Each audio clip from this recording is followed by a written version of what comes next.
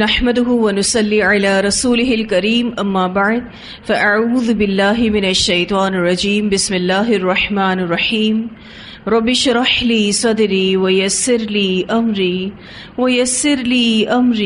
واحلل عقدة من لساني يفقهوا قولي رب زدني علما اللهم فقهنا في الدين اللهم إني أسألك الثبات في الأمر والعزيمة على الرشد وأسألك موجبات رحمتك وعزائم مغفرتك وأسألك شكر نعمتك وحسن عبادتك وأسألك قلبا سليما ولسانا صادقا وأسألك من خير ما تعلم وأعوذ بك من شر ما تعلم وأستغفرك لما تعلم إنك أنت علام الغيوب اللهم إني أعوذ بك من جار السوء ومن زوج تشيبني قبل المشيب ومن ولد يكون علي ربا ومن مال يكون علي عذابا ومن خليل ماكر عينه تراني وقلبه يرعاني إن رأى حسنة دفنها وإذا رأى سيئة أذاعها اللهم ارزقنا اخلاص الہی آمین۔ لیسن نمبر 87 سورۃ الانعام آیت نمبر 141 سے لے کر 150 تک انشاءاللہ۔ اس لیسن کو ہم نے آیت نمبر 141 تک کمپلیٹ کر لیا ہے، آگے سے شروع کریں گے۔ ہم نے آیت نمبر 141 میں پڑھا تھا، اللہ سبحانہ تعالیٰ فرماتے ہیں اور وہی ہے یعنی اللہ تعالیٰ جس نے باغات پیدا کیے، چھتوں پر چڑھائے ہوئے اور نہ چڑھائے ہوئے، اور کھجور کے درخت اور کھیتی جن کے پھل مختلف ہیں، اور زیتون اور انار ایک دوسرے سے ملتے جلتے اور نہ ملتے جلتے، اس کے پھل میں سے کھاؤ جب وہ پھل لائے، اور اس کا حق اس کی کٹائی کے دن ادا کرو، اور حد سے نہ گزرو، یقیناً وہ یعنی اللہ تعالیٰ حد سے گزرنے والوں سے محبت نہیں رکھتا۔ اس آیت میں ہم نے کافی وضاحت کے ساتھ آپ کو عشر کا بیان کیا تھا، کیونکہ جب غلہ کی کٹائی ہوتی ہے اس وقت اس پر زکوٰۃ دی جاتی ہے اور اس کو عشر کہا جاتا ہے۔ مشرکین مکہ نے بہت ساری کھیتیوں میں سے اور فصلوں میں سے بھی کچھ حلال اور کچھ حرام بنا رکھے تھے۔ اللہ سبحانہ تعالیٰ نے ان کے اس غلط عقیدے کی تردید اس آیت میں کی ہے کہ اللہ سبحانہ تعالیٰ نے یہ ساری چیزیں تمہارے لیے بنائی ہیں، تم ان کا پھل کھاؤ جب وہ پھل لائیں، اور جو ضروری چیز ہے وہ یہ کہ اس کا حق ادا کرو یعنی عشر دو۔ دیکھو حد سے نہیں بڑھنا، کیونکہ اللہ تعالیٰ حد سے بڑھنے والوں سے محبت نہیں کرتا۔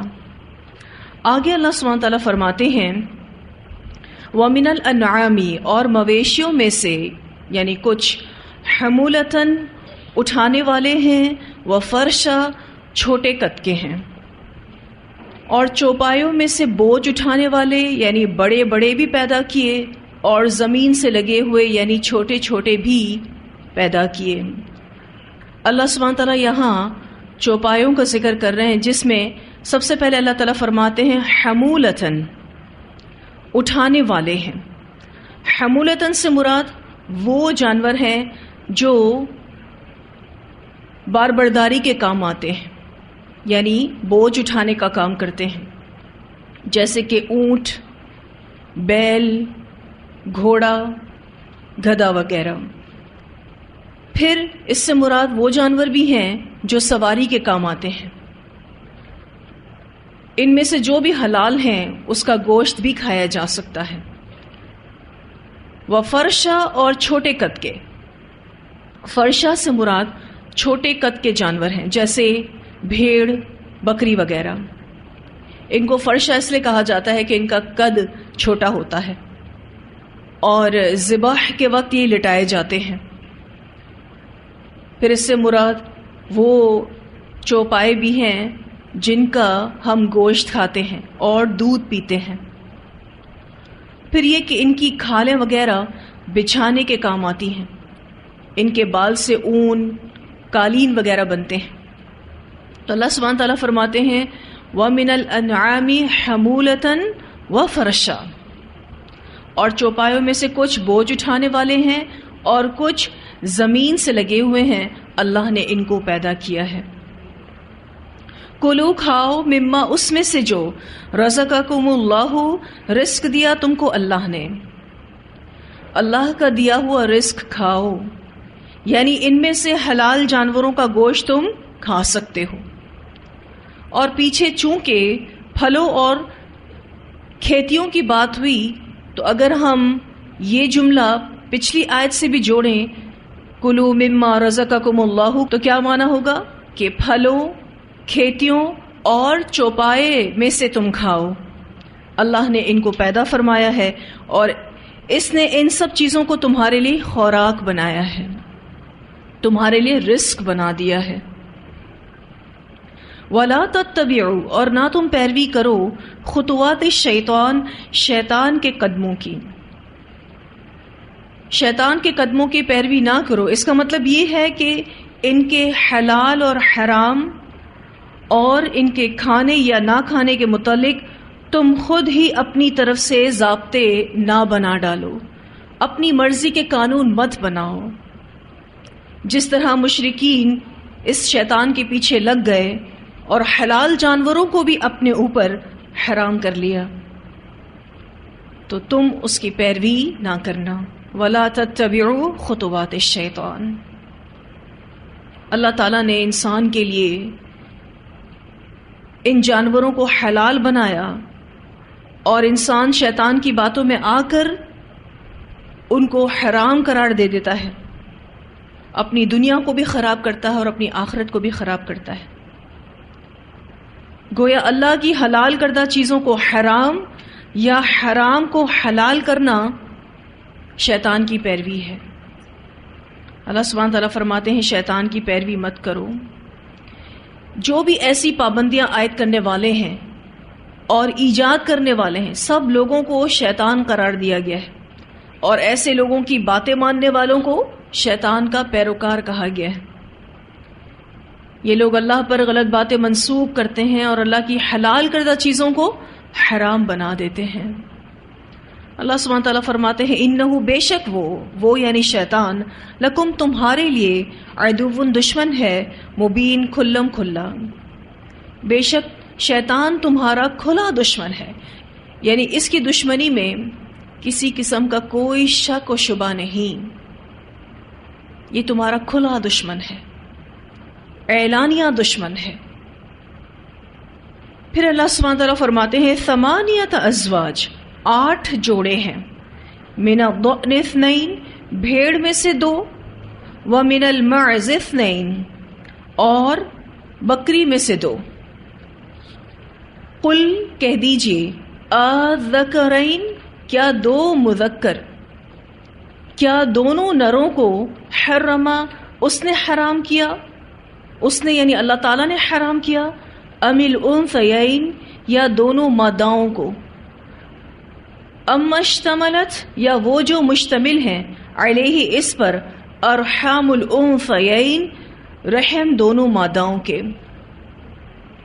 اللہ سبحانہ تعالیٰ فرماتے ہیں 8 قسمیں، بھیڑ میں سے 2 اور بکری میں سے 2۔ آپ صلی اللہ علیہ وسلم ان سے کہہ دیجئے کیا اللہ تعالیٰ نے دونوں نر حرام کیے ہیں یا دونوں مادہ، یا وہ بچہ جس پر دونوں ماداؤں کے رحم لپٹے ہوئے ہیں، یعنی دونوں ماداؤں کے پیٹ میں ہیں۔ یہاں اس آیت میں رسم و رواج کی یا کسی اور بنا پر مشرکین مکہ کا کچھ چیزوں کو حرام قرار دینے کی تردید کی جا رہی ہے۔ اس آیت میں بھی اور اس سے اگلی آیت میں بھی اللہ تعالیٰ نے مشرکوں کی ان خود ساختہ پابندیوں کا عقلی طور پر محاسبہ کیا ہے تاکہ ان کی بات کا غیر معقول ہونا ثابت ہو جائے۔ اللہ سبحانہ تعالیٰ یہاں یہ بتا رہے ہیں کہ انہوں نے کچھ ایسے رسم و رواج بنا رکھے تھے جس کی بنا پر وہ اللہ تعالیٰ کی حلال کردہ چیزوں کو حرام بنا دیتے تھے۔ اور یہاں اللہ تعالیٰ ان کو عقلی طور پر دلیل دے رہے ہیں تاکہ ان کی ان غلط رسومات کا غیر معقول ہونا ثابت ہو سکے۔ اللہ تعالیٰ فرماتے ہیں کہ اللہ نے 8 جوڑے بنائے ہیں۔ ویسے دیکھا جائے تو یہ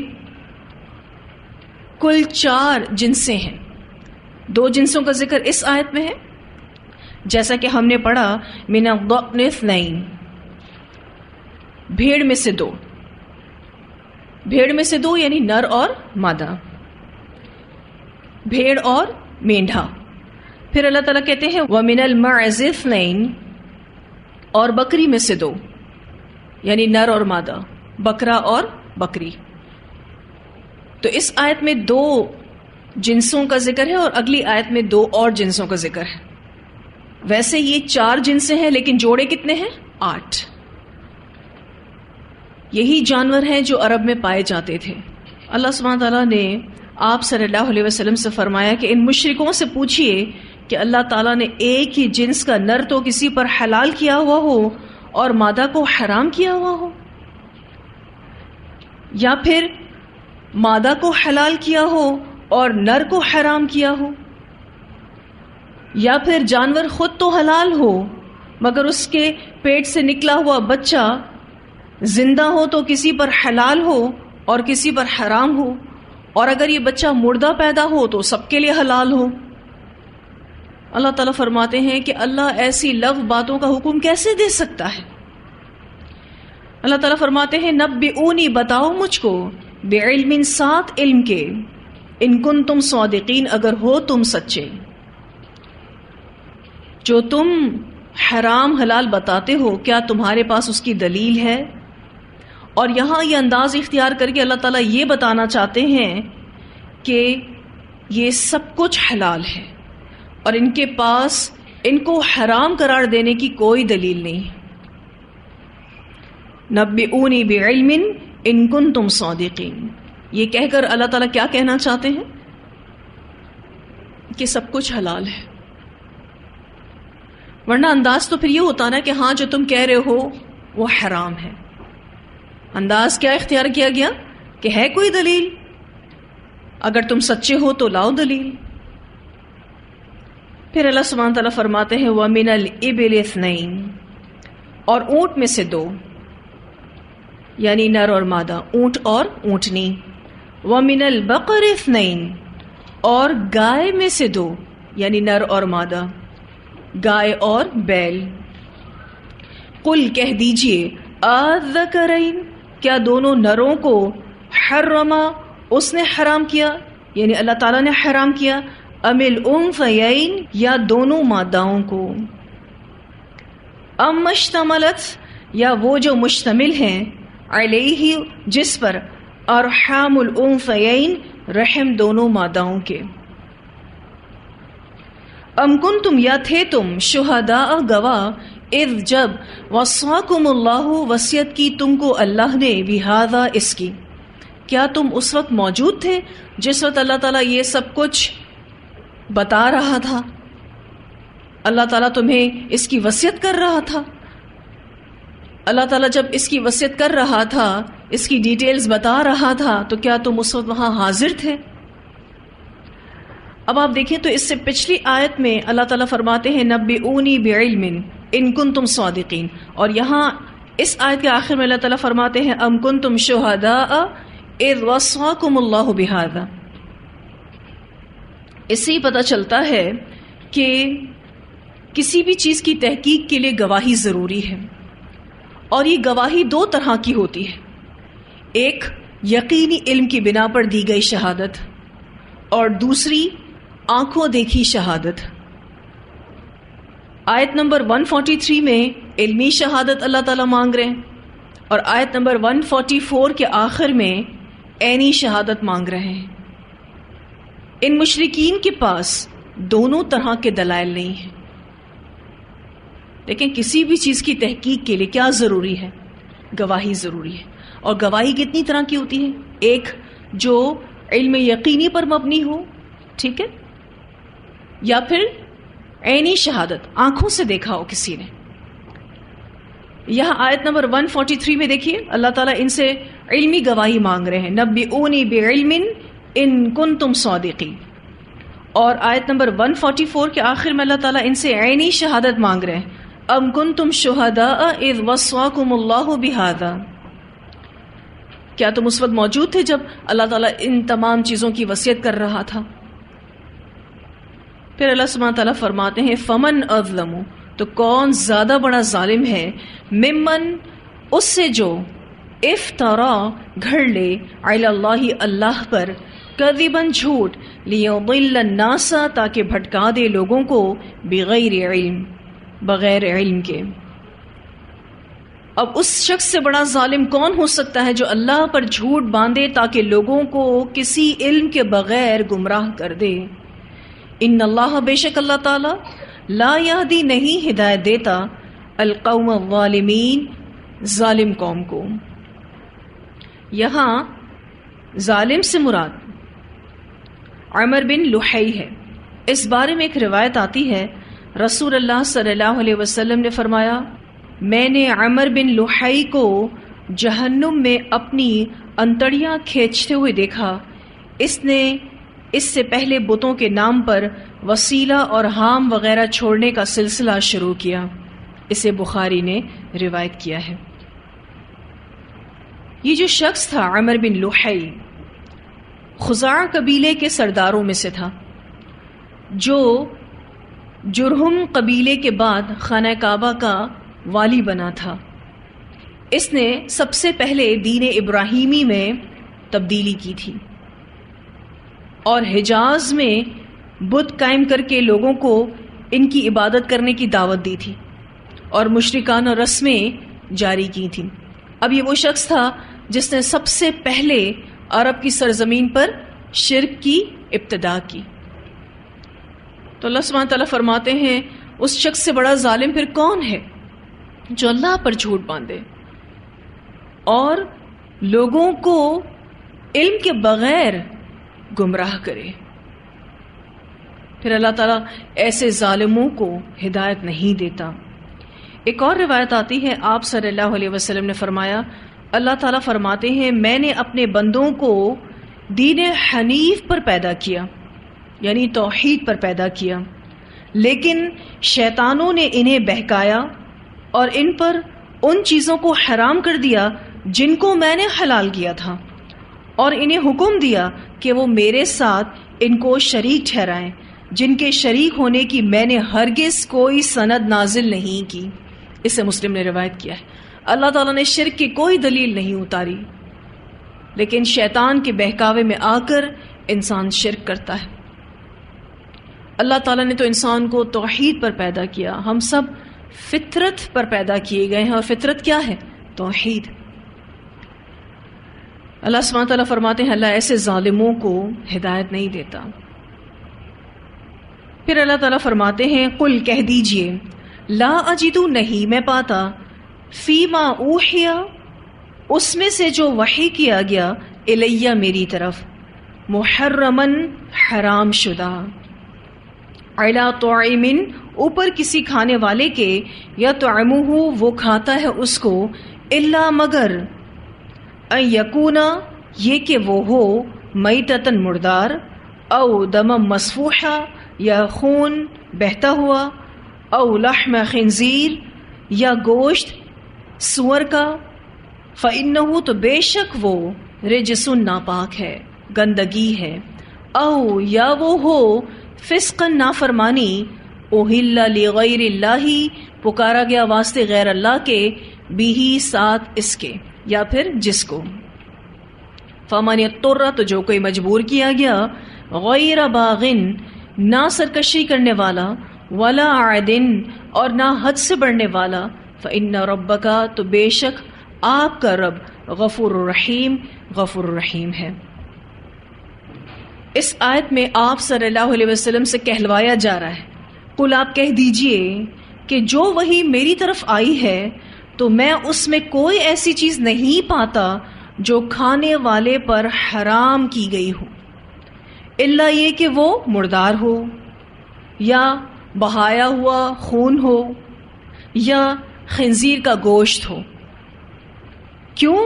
کیونکہ وہ ناپاک ہے، وہ گندگی ہے، یا نافرمانی کا باعث ہو جس پر غیر اللہ کا نام پکارا گیا ہو. اس آیت میں جو ٹاپک آ رہا ہے سورۃ البقرہ آیت نمبر 173 اور سورہ المائدہ کی آیت نمبر 3 میں ہم پڑھ چکے ہیں.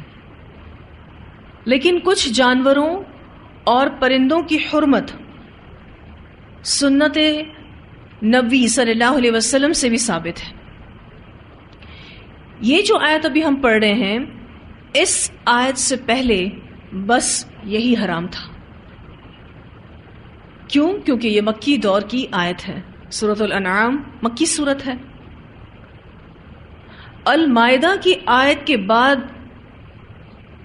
اور بھی بہت ساری چیزیں حرام ہوئی کیونکہ المائدہ کی آیت بعد میں نازل ہوئی. المائدہ مدنی سورت ہے. سورۃ البقرہ میں آلموسٹ سیم ٹاپک ہے، ٹھیک ہے، لیکن المائدہ میں کچھ چیزوں کا اضافہ ہوا. پھر یہ کہ صرف یہی چیزیں حرام نہیں ہیں، اور بھی جانوروں اور پرندوں کی حرمت حدیث کی روح سے ثابت ہے. رسول اللہ صلی اللہ علیہ وسلم کی اوتھینٹک احادیث ملتی ہیں جس میں مزید کچھ اور جانوروں کو اور پرندوں کو شامل کیا گیا ہے جو ہمارے لیے حرام ہے. ویسے دیکھا جائے تو حرام کی لسٹ چھوٹی ہے اور حلال کی لسٹ بڑی ہے. اسی لیے یہاں نبی اکرم صلی اللہ علیہ وسلم سے کہلوایا جا رہا ہے کہ آپ ان سے کہہ دیجئے کہ جو وحی میری طرف آئی ہے تو میں اس میں کوئی ایسی چیز نہیں پاتا جو کھانے والے کے لیے حرام کی گئی ہو الا یہ کہ وہ مردار ہو یا بہتا ہوا خون ہو یا خنزیر کا گوشت ہو. کیوں؟ کیونکہ وہ ناپاک ہے، وہ گندگی ہے، وہ رجس ہے، یا نافرمانی کا باعث ہو، او فسقن. اور فسق یہاں کس کو کہا گیا ہے؟ جس پر غیر اللہ کا نام پکارا گیا ہو. بہت زیادہ تفصیل میں اس لیے نہیں جائیں گے کہ ہم اس کی تفصیل سورۃ البقرہ اور سورہ المائدہ میں کر چکے ہیں. او فسقن کے جو الفاظ یہاں آئے ہیں آپ اس کو سرکل کر لیں. اس کا عطف لحم خنزیر پر ہے، یعنی یہ بھی اسی طرح حرام ہے. کیا چیز؟ غیر اللہ کی نیاز. کس طرح حرام ہے؟ جیسے سور کا گوشت حرام ہے. اللہ تعالیٰ کا حکم ہے کہ جانور اللہ کے نام پر ذبح کیا جائے، اس لیے کہ وہ جانور جس پر ذبح کرتے وقت غیر اللہ کا نام لیا جائے تو وہ حرام ہے. مثلا کوئی شخص یہ کہے کہ فلاں پیر یا امام کی نظر یا نیاز ہے، اس میں مقصود غیر اللہ کو راضی کرنا ہوتا ہے کہ یہ راضی ہو جائیں گے تو ہمارے کام بن جائیں گے. ایسی نیت کے ساتھ اگر کوئی اللہ کا نام لے بھی لے تو بھی وہ جانور حرام ہے. کیوں؟ کیونکہ اعتبار نیت کا ہے، اعمال کا دار و مدار نیت پر ہے. کیونکہ بہت سارے لوگ یہ کہتے ہیں کہ ہم نے یہ جو فلاں بزرگ کی نیاز کی ہے نام ہم نے اللہ کا ہی لیا ہے. تو بے شک نام اللہ کا لیا ہے، لیکن راضی اللہ کو کرنا تو مقصد نہیں ہے، راضی اس بزرگ کو کرنا مقصد ہے. کیوں؟ کیونکہ اس کے بارے میں یہ عقیدہ رکھا جاتا ہے کہ اگر وہ راضی ہو گئے تو ہمارے بگڑے کام بن جائیں گے، ہماری مشکلیں حل ہو جائیں گی. تو اگر ایسی نظر و نیاز پر کوئی اللہ کا نام لے بھی لے تو بھی وہ حرام ہے. اور یہاں پر اس کو فسق کہا گیا. فسق کہتے ہیں نافرمانی کو، اور اس کا لفظی معنی ہوتا ہے پھٹنا. اب کوئی اللہ کی فرما برداری کی حدود کو پھاڑ کے چیر کے باہر نکل جائے تو یہ کیا ہے؟ فسق ہے. لیکن اگر کوئی مجبور کیا گیا ہے فمن اضطر غیر باغ، کوئی مجبور کیا گیا ہے، وہ سرکشی کرنے والا نہیں ہے،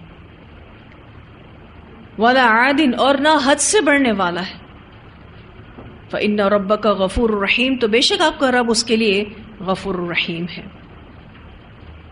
جو مجبور ہے اس حال میں کہ نہ اس کا بغاوت کرنے کا کوئی ارادہ ہے اور نہ وہ حد سے گزرنے والا ہے، تو اللہ سبحانہ تعالیٰ اس کے لیے بخشنے والے ہیں، نہایت رحم فرمانے والے ہیں۔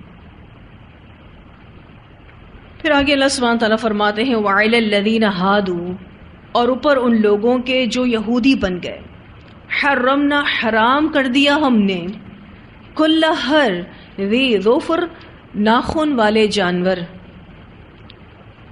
اللہ تعالیٰ نے فرمایا کہ ہم نے چوپایوں اور پرندوں میں سے ہر ناخن والے ان یہودیوں پر حرام کر دیے۔ ظفر کہتے ہیں ناخن کو، اور ذی ظفر وہ جانور جن کے پاؤں آگے سے الگ نہیں ہوتے، مثلا بطخ، اونٹ، شتر مرغ، یہ ان پر حرام تھے۔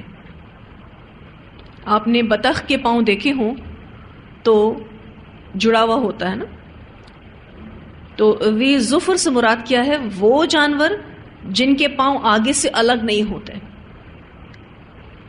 وَمِنَ الْبَقَرِ، اور گائے میں سے، وَالْغَنَمِ، اور بکری میں سے، حَرَّمْنَا عَلَيْهِمْ، حرام کی ہم نے ان پر، شُحُومَهُمَا، ان دونوں کی چربیاں۔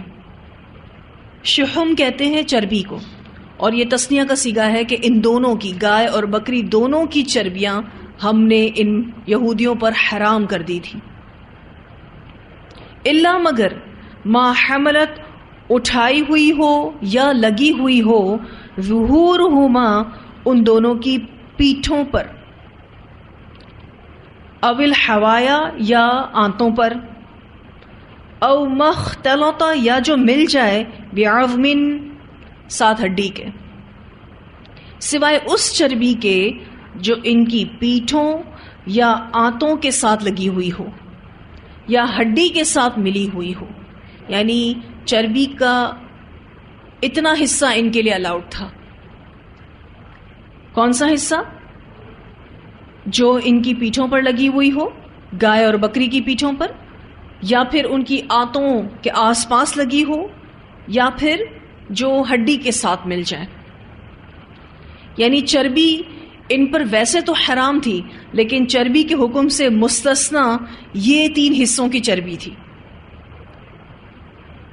سوائے اس چربی کے جو ان کی پیٹھوں یا آنتوں کے ساتھ لگی ہو یا ہڈیوں کے ساتھ ملی ہوئی ہو، وہ ان کے لیے حلال تھی، باقی ساری چربی ان کے لیے حرام تھی۔ اللہ تعالیٰ نے ایسا کیوں کیا؟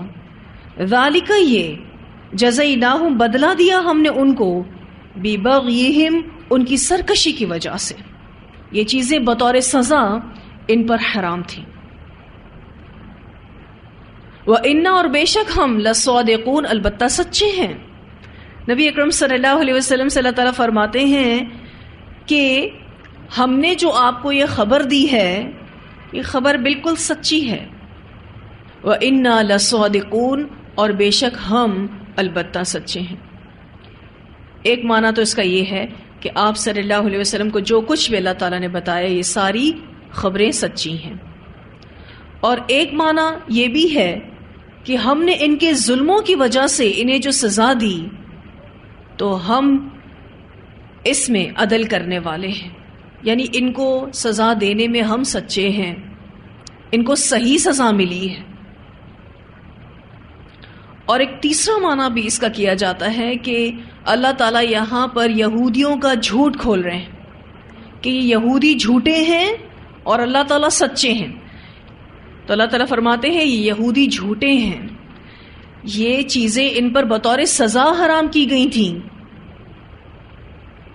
یہودی کیا جھوٹ بولتے تھے کہ یعقوب علیہ السلام نے یہ چیزیں از خود اپنے اوپر حرام کر لی تھی، اور ہم ان کی چونکہ تباہ کرتے ہیں تو ہم نے بھی اپنے اوپر حرام کر دی۔ تو اللہ تعالیٰ فرماتے ہیں یہ جھوٹ بول رہے ہیں۔ وَإِنَّا لَصَادِقُونَ، اور بے شک ہم البتہ سچے ہیں۔ یہاں جو یہ الفاظ استعمال ہوئے ہیں، ذَلِكَ جَزَيْنَاهُمْ بِبَغْيِهِمْ، کہ ہم نے ان کی سرکشی کی وجہ سے یہ بدلہ ان کو دیا یا یہ سزا ان کو دی. اس سے پتہ چلتا ہے کہ گناہوں کی وجہ سے بہت سی حلال چیزیں اللہ تعالیٰ انسان پر حرام کر دیتا ہے، گناہوں کی وجہ سے، سرکشی کی وجہ سے. آج آپ دیکھیں کتنی بیماریاں جنم لے رہی ہیں، بلڈ پریشر، شوگر، دل کی کتنی بیماریاں ہیں. کتنی حلال چیزیں سامنے ہوتی ہیں، لیکن جس کو یہ بیماری لگ جائے وہ یہ کھا نہیں سکتا. میں یہ نہیں کہوں گی کہ وہ سارے ہی کوئی گناہ گار ہوتے ہیں اور اللہ تعالیٰ ان کو اس گناہ کی سزا میں ان پر حلال چیزیں حرام کر دیتا ہے. نہیں، بعض لوگوں پر آزمائش بھی ہوتی ہے ان کے درجات کو بلند کرنے کے لیے، لیکن بعض لوگوں کے لیے یہ بیماریاں سزا بھی ہوتی ہیں. یہ حلال چیزیں بھی وہ نہیں کھا سکتے. اب یہ جو یہود تھے بہت زیادہ حیلہ سازی کرتے تھے، چونکہ ان پر چربی حرام تھی، لیکن انہوں نے کس طریقے سے اس کا استعمال کیا اس بارے میں ایک روایت آتی ہے. سیدنا جابر بن عبداللہ رضی اللہ تعالیٰ عنہما بیان کرتے ہیں کہ میں نے رسول اللہ صلی اللہ علیہ وسلم کو فتح مکہ کے سال مکہ میں فرماتے ہوئے سنا، بے شک اللہ اور اس کے رسول صلی اللہ علیہ وسلم نے شراب، مردار، خنزیر اور بتوں کی بیع سے منع کیا ہے. بیع کہتے ہیں تجارت. عرض کی گئی اے اللہ کے رسول صلی اللہ علیہ وسلم، مردہ جانوروں کی چربی کے متعلق آپ کیا فرماتے ہیں؟ کیونکہ اس سے کھالوں کو چکنائی لگائی جاتی ہے اور کشتیوں کو روغن کیا جاتا ہے. کشتیوں کے جو تختے تھے ان کو اس چربی سے آئلنگ کی جاتی تھی. تو صحابہ کرام نے کہا کہ ہم تو مردار کی جو چربی ہے اس کو استعمال کرتے ہیں، کھالوں کو چکنائی لگائی جاتی ہے اور کشتیوں کو روغن کیا جاتا ہے اور اس سے لوگ چراغ جلاتے ہیں. آپ صلی اللہ علیہ وسلم نے فرمایا نہیں، وہ حرام ہے. جب مردار حرام ہے تو مردار کی پھر ہر چیز حرام ہے. پھر رسول اللہ صلی اللہ علیہ وسلم نے فرمایا اللہ تعالیٰ یہودیوں کو تباہ و برباد کرے، ان کے لیے جب چربیوں کو حرام قرار دیا گیا تو انہوں نے انہیں پگھلایا اور بیچ دیا اور پھر ان کی قیمت کھا گئے. اسے بخاری نے روایت کیا. اب دیکھا جائے تو یہ پرسنلی چربی کو یوز نہیں کر رہے، اس کو میلٹ کیا اور پھر اس کو سیل کر دیا اور جو اس سے پیسہ ہے اس کو استعمال کر دیا.